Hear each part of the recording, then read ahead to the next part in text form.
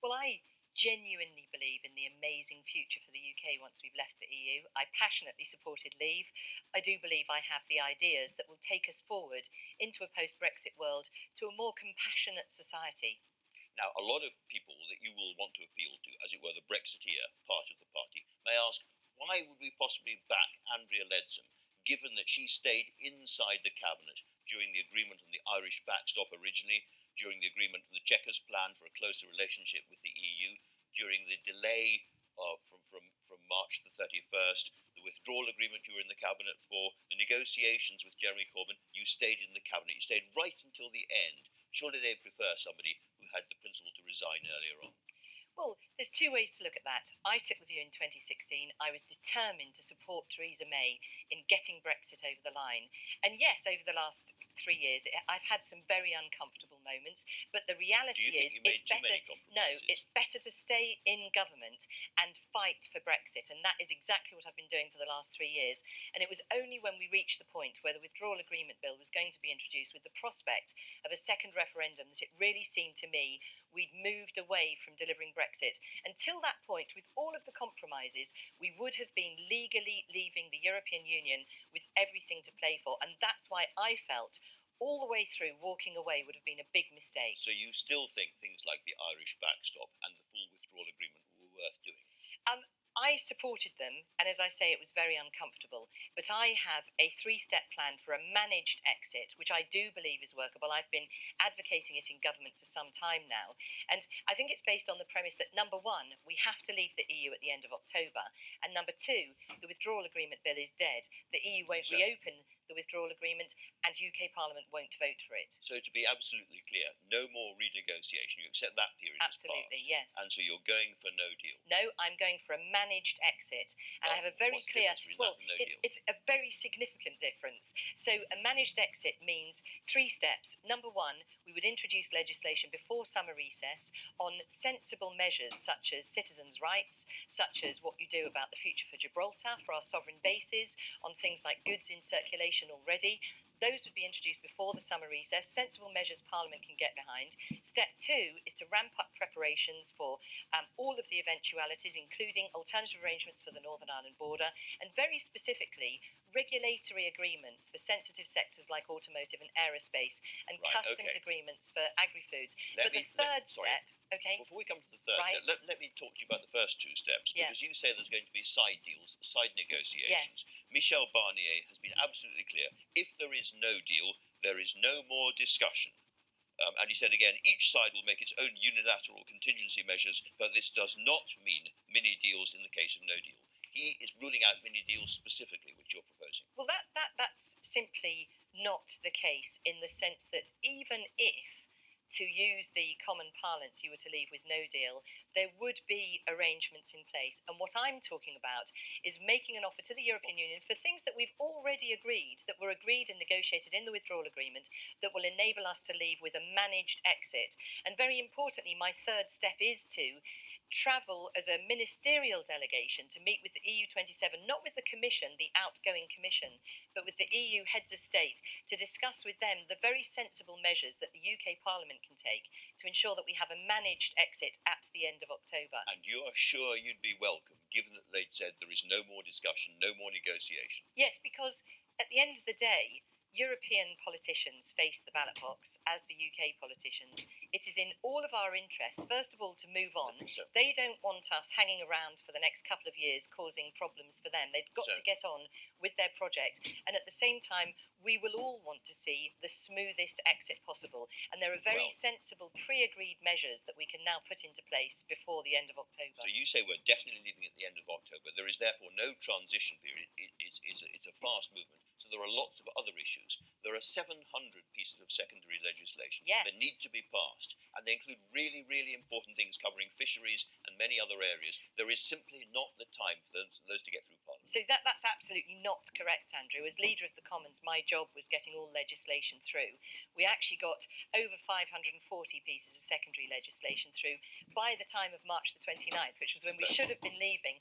So in terms of the secondary legislation, we absolutely can get it through by October the 31st. You know very, very well that in the context of a new leader of the Conservative Party going for no deal, Parliament is going to cause as much trouble as possible. They're going to make it very, very hard to get all that secondary legislation through and primary legislation when it comes to things like fishing and so forth. You're going to have a very, very hard time, particularly as your good friend John Bercow is staying on and has made it absolutely crystal clear that he is going to allow Parliament every possible opportunity to have its say in this process. So again, I have to disagree with you. As I say, as Leader of the Commons, we have already passed the vast majority, over 540 pieces of secondary legislation that prepares for all eventualities. The primary legislation is about future policies, and that is going through both houses. That is all well under control. In terms of what Parliament can do, provided that the new leader, as would be the case if I am the Prime Minister, makes clear that we're not seeking an extension, then Parliament will have two choices ahead of it. One would be to seek to revoke Article 50, and the other would be to no confidence the government and bring the government down. Those would be the only two choices. And quite honestly, with sensible measures that all parliamentarians, on citizens' rights, on goods in circulation, those are things that are practical steps that parliamentarians would want to see in place, both in the United Kingdom and in the European Union. So I honestly do believe that this plan is workable. It's very specific. It's very detailed. I've given it a huge amount of thought. And I do believe leaving at the end of October is what people want to see happen. I mentioned him before. John Bercow has said very recently that the House will want to have its say. The idea that Parliament won't have its say is just for the birds, simply unimaginable. How are you going to get round John Bercow? So John is a very influential and very powerful Speaker of the Commons, as they always are. And I do believe that as the office holder, he will absolutely stick to protecting the rights of Parliament, as he should. However, as I've said, the point is that for Parliament to actually change the outcome, you have to have some very significant change, such as crashing out with no deal. What I'm talking about is a managed exit with measures that I do believe parliamentarians will get behind. I mean, that can't happen given that they're not prepared to talk to us, and given they said there will be no side deals. Let's move beyond Parliament, however, and read you something about the real world. I can't leave you with the last word on that. A managed exit is sensible measures that are in the interests of EU citizens and UK citizens. Okay. It's a managed exit. The EU don't want us to draw this out any further. They want to have this resolved. The UK public want to have this resolved. We need to give businesses confidence by talking about the plans as we go, so that we can leave with reasonable arrangements at the end of October. Let's look at a specific case in that case. Let's look at the 1.2 million British people currently living in other EU countries now. Yeah. They, in the event of a no-deal exit, they lose all their rights overnight. How do you deal with that? So, as I say, my three-step plan, step one is to introduce a piece of legislation in the Commons that deals with citizens' rights. UK citizens in the EU. That's EU citizens here. and UK citizens we can't in the legislate EU. for their rights Yes, in other countries. Well, we can, because what we will be doing is putting in place, we will introduce the bill how that can we the legislate EU... for the rights of British people living in France? So, they're in France, they're under the French government. How can we legislate for their rights? So the withdrawal agreement has negotiated mutual rights of citizens. What I'm talking about is the UK... No, I agree. But what I'm talking about is legislating in the UK, so we'd have second reading, and then as we go to see the European Union about the steps that we want to take, it is my expectation that the European Union will also want to agree the rights of citizens going forward. So an expectation, we ask the other European countries Absolutely. if they will give the rights. Absolutely. So there's no plan, there's no guarantee for those people at all, is there? Except that let's take a step back. The European Union want to see a proper Brexit. They don't want to have this crashing out with no deal. They also don't want this to be extended. My three-step plan is to propose legislation to ramp up preparations for all eventualities, and thirdly, very importantly, to talk to the European Union, culminating in a summit in Belfast and Dublin in September, to agree the terms under which the UK will leave the European Union at the end of October. If I was a British citizen living in Spain at the moment, watching this interview, I wouldn't feel terribly reassured at the moment. But let me ask you about something else really, really important, which is the condition of all those British companies which are not prepared for no deal. Caroline Fairbairn of the CBI said this recently. She said £20 billion of additional customs fees and tariffs would rise overnight. 150,000 businesses do not have the systems to trade on WTO terms, and company headquarters are already leaving the country. That's happening now. So absolutely, Carolyn Fairbairn is right that what businesses need is confidence and certainty. So we have to leave at the end of October and with a managed exit. And very clearly, the preparations for the exit at the end of October would be very openly communicated. One of the It just things, feels one like of a the huge problems that gamble. we've If had. you're one of those 150,000 No, it's not. It's not a businesses. gamble. These are very sensible measures, very carefully thought through, already agreed with the European Union.